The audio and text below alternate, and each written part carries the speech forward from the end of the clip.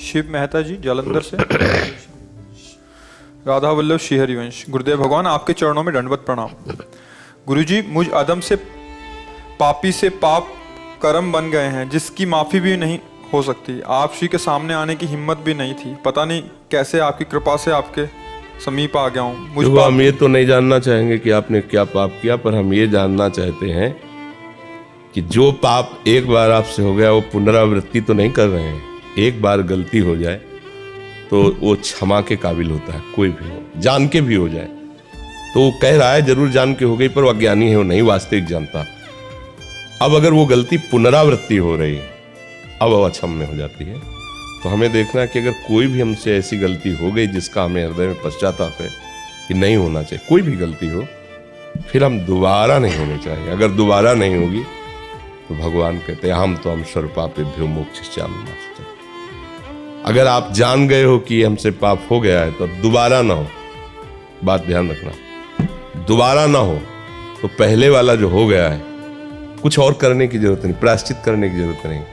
प्रभु का नाम जप करो, उनके आश्रित रहो, वो सब क्षमा कर देंगे, बड़े कृपालु हैं वो। पर अगर बार बार वही करते रहो, कहते रहो क्षमा करो क्षमा करो, तो फिर दंड से नहीं बच सकते। ये पक्की बात समझ।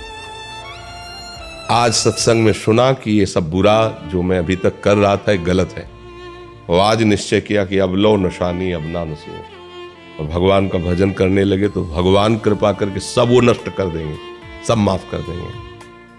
लेकिन आज कहने के बाद फिर आप वही बार बार करेंगे तो प्लस हो जाएगा, फिर झेलना मुश्किल हो जाएगा। ये जो भगवत शरणागति से बचाव पक्ष है वो ये कि अवलव नशानी आज तक होता रहा। हे नाथ, आप ऐसा बल दीजिए कि दोबारा हमसे गलती ना हो। कोई भी गलती, खान पान व्यवहार, कुछ भी गलतियां किसी से भी हो सकती हैं, आगे से गलती ना करो।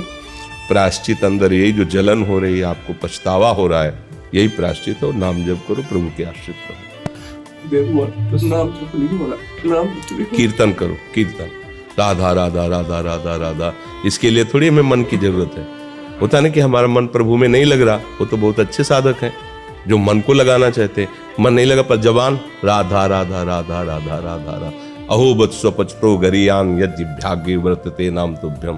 अहो माने आश्चर्य की बात है कि वो चांडाल भी परम पूजनीय हो जाता है जिसकी जिह्वा पे हरि नाम हो। तो आपको तो राधा नाम मिला जो स्वयं हरि जपते हैं, तो राधा राधा जबान से बोलो।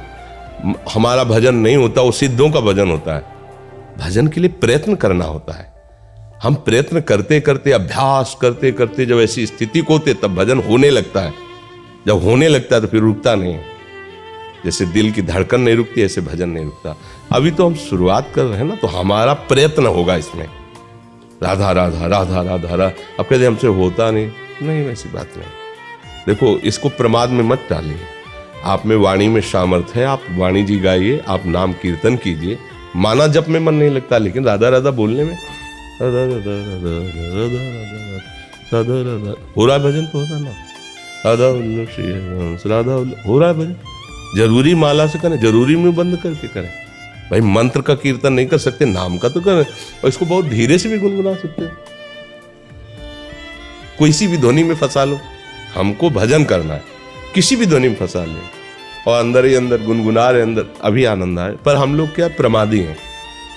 कुछ लोगों को भ्रम रहता है कि साधु महात्माओं को भेंट दे देंगे, फल दे देंगे, वो आशीर्वाद दे देंगे, कुछ नहीं, सब नाटक है। बिना भजन के भव से तरना असंभव। बिल्कुल प्योर बात समझ लो। विनिश्चितम बदामिते नान्यथा वचांस में बारी मथे गत होए बर सिकता ते बर तेल बिनु हरि भजन। संतों की यही कृपा होती है कि हम उनके सामने बैठकर अपने मन के संशयों की निवृत्ति करें और उनकी आज्ञा का पालन करें। बकाया सब नाटक, बात समझ लेना। फल फूल और ये वो सब, ये तो एक व्यवहार है, इसमें कुछ नहीं है। पक्की बात समझ लेना। हाथ धरवाना, पैर छूना, ये सब एक व्यवहार है, कुछ नहीं है। आज्ञा का पालन न करो, कुछ नहीं होने वाला। आज्ञा का पालन करो तो सामने जाते ही उनकी दृष्टि पड़ेगी और आपको देखेंगे, और अंदर से जो उनका प्यार आपके प्रति उदय होगा वो आशीर्वाद है। तो वो जबान से नहीं कहा जाता, वो तुम्हारी आई हुई बाधाओं को ऐसे मिस के रख देगा, नष्ट करके रख देगा। आशीर्वाद मांगने की थोड़ी जरूरत है, आप चलो। जैसे बेटा है ना, तो माँ उसको कहती कि भोजन पाले, देख ये हलवा ये पाल, और जब पा लेती तो माँ का हृदय शीतल होता है, क्योंकि वो माँ है। पाया आपने, सुख माँ को हो रहा है। ऐसे ही गुरु को सुख होता है जब शिष्य उनकी आज्ञा पर भजन करता है, कल्याण उसका होगा, पर गुरु को आत्म शांति मिलती कि मेरे वचनों का आदर करने के कारण इस जीव का मंगल हो गया।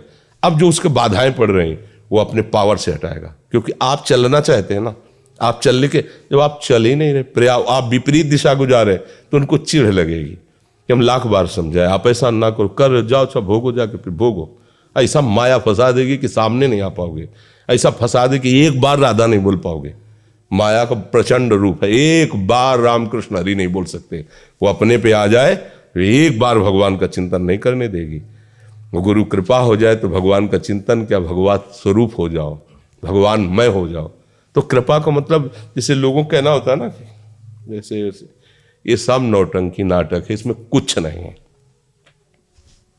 अगर इससे हो तो लाइन से लग कर के सब हाथ रखवा लो, परम पद में चले जाओ, तो अभी हम बिल्कुल तैयार हैं। जब हम घंटों बैठ करके रोगी शरीर कष्ट सहते हुए आपको उपदेश दे सकते हैं, तो 1 मिनट में यदि कल्याण हो तो हाथ रखने में क्या जाता है भैया। हम तो तैयार ही हैं, आपके जीवन के लिए तैयार है। अब हमारा जीवन आपके लिए ही तो है। जो शास्त्रों का स्वाध्याय जो संत गुरुजनों से सुना, उस बात को शोध के अनुभव करके वो आपको बताए, तो हम बताएं कि भैया ऐसे सीधे रख दें। जब आपका मंगल ही करना है तो हम आपको क्यों कहे दौड़ भाग करो, ऐसे मंगल होता है, ऐसे कुछ नहीं होता ऐसे। आज तक ये सब वो जो है वो अलग बात है व्यवहार की। आज्ञा पालन करो, अभी इसी क्षण से आपका मंगल प्रारंभ हो गया।